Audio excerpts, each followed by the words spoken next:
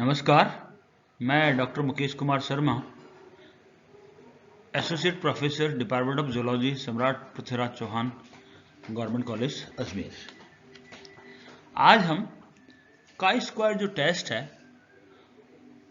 उसकी को किस प्रकार से कैलकुलेट करते हैं, डिग्री ऑफ फ्रीडम क्या होता है, उसके क्या एप्लीकेशंस होते हैं और उसके क्या कैरेक्टर्स होते हैं, उसके बारे में बात करेंगे।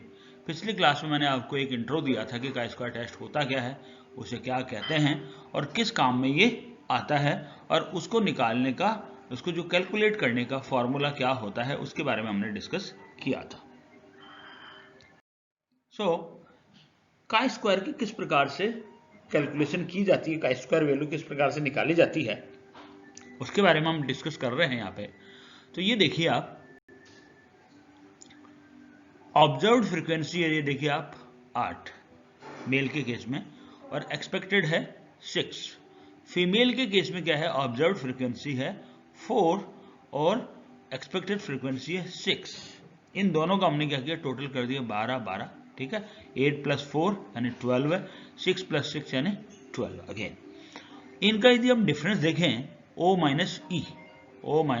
E, इसका डिफरेंस देखें हम लोग तो ये आ गया 2, ठीक है, यहाँ पे 2। फीमेल के केस में 4 - 6 यानी -2, और माइनस के 2 को हमने क्या किया, स्क्वायर किया तो इसका आ गया 6। ये सॉरी गलत लिख दिया, 4 आ गया है ना, यहाँ पे ये 4 है, यहाँ पे भी -2 को अगेन स्क्वायर किया तो 4 आ गया, +2 को स्क्वायर किया 4 आ गया, ठीक है। यहाँ पे अगेन वही 4, ठीक है। और इसका यदि हमने क्या किया, O - E square upon E, ठीक है, एक्सपेक्टेड फ्रीक्वेंसी है 6, ठीक है। तो 4 डिवाइडेड बाय 6 होता है, तो इसका मान आ जाता है आपका 0.667, ठीक है। अगेन 0.667, और यहाँ पे क्या किया हमने, इनका टोटल कर दिया 1.3334 आ गया, जो आ गया आपके एक्स स्क्वायर की वैल्यू। यहाँ इन दोनों को हमने टोटल किया इनको, ठीक है।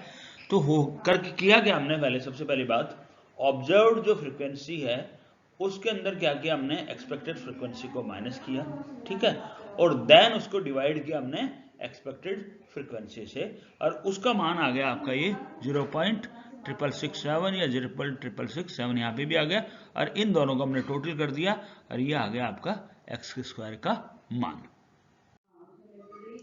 इसमें एक एग्जाम्पल और ले रहे हैं हम लोग, कलर प्रेफरेंस है 150 कस्टमर्स की, ठीक है।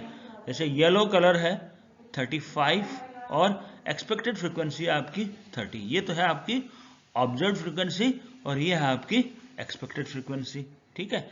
अगेन रेड की 50 और 45, ग्रीन की 30 और 15, और इसी प्रकार से ब्लू की 10 और 15 एंड व्हाइट की 25 और 45।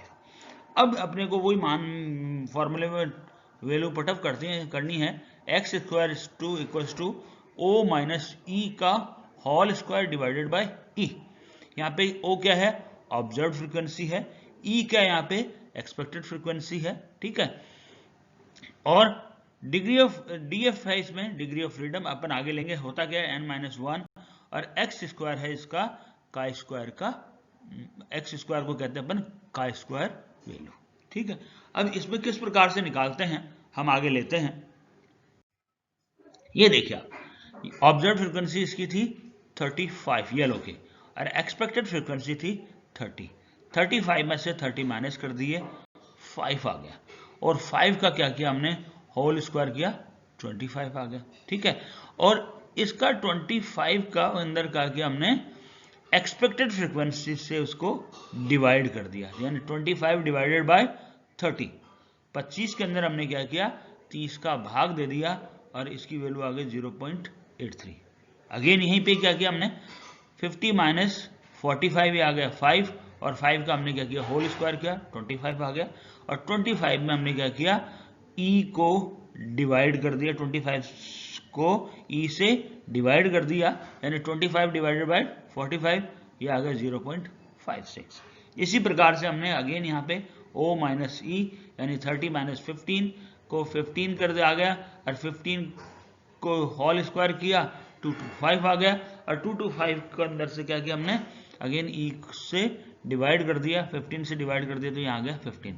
इसी प्रकार से हमने यहाँ पे भी है ना जो ऑब्जर्व माइनस एक्सपेक्टेड फ्रीक्वेंसी को माइनस कर दिया, ये 25 आ गया, 25 को डिवाइड कर दिया हमने इस ई से, ठीक है। तो ओ माइनस ई का होल स्क्वायर डिवाइडेड बाय ई, और इस प्रकार से हमने क्या किया, ये x की वैल्यू निकाल दी। और अब यहाँ पे क्या किया हमने, इसको समेशन कर दिया, एक्स स्क्वायर का वैल्यू निकाल दिया 26.95, यानी इनको सबको जोड़ दिया, इनका सबका ऐड कर दिया, जिससे हमकी हमारी वैल्यू आ गई आपकी 26.95, ये आ गई आपकी एक्स स्क्वायर की value.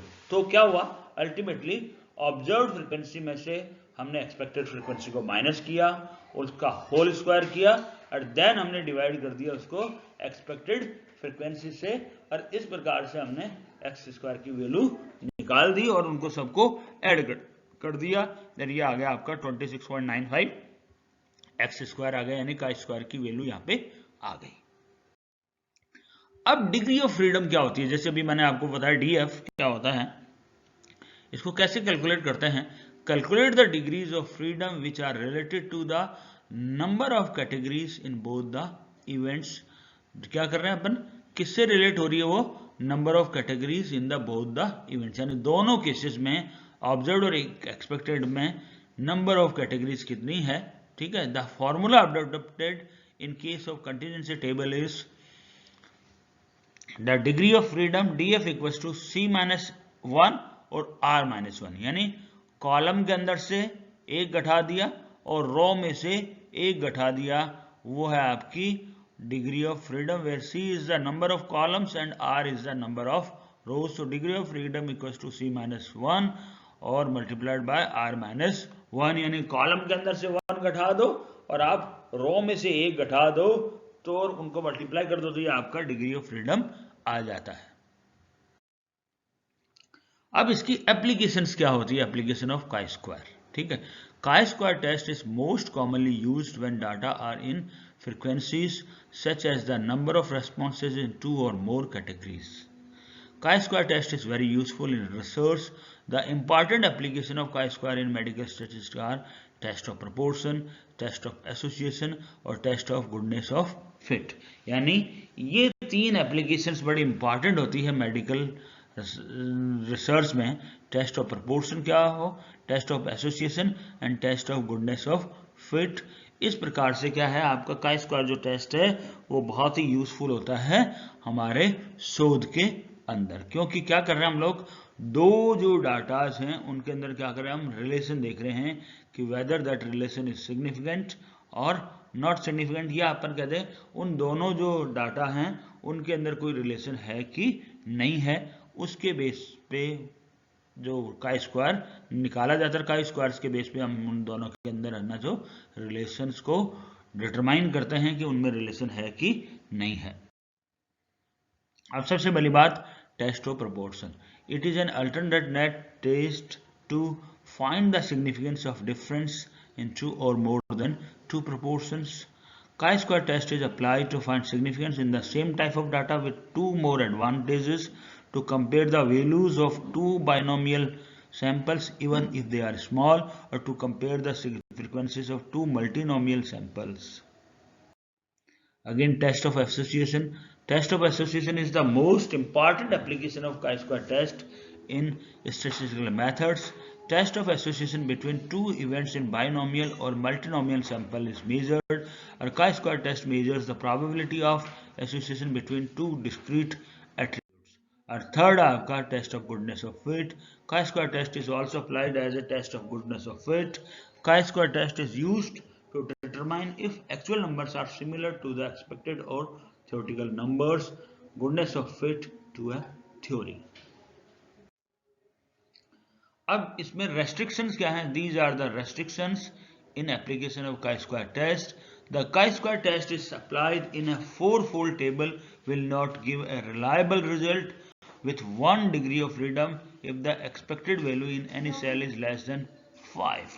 The chi-square test does not measure the strength of the association, and the statistical find of relationship does not indicate the cause and effect.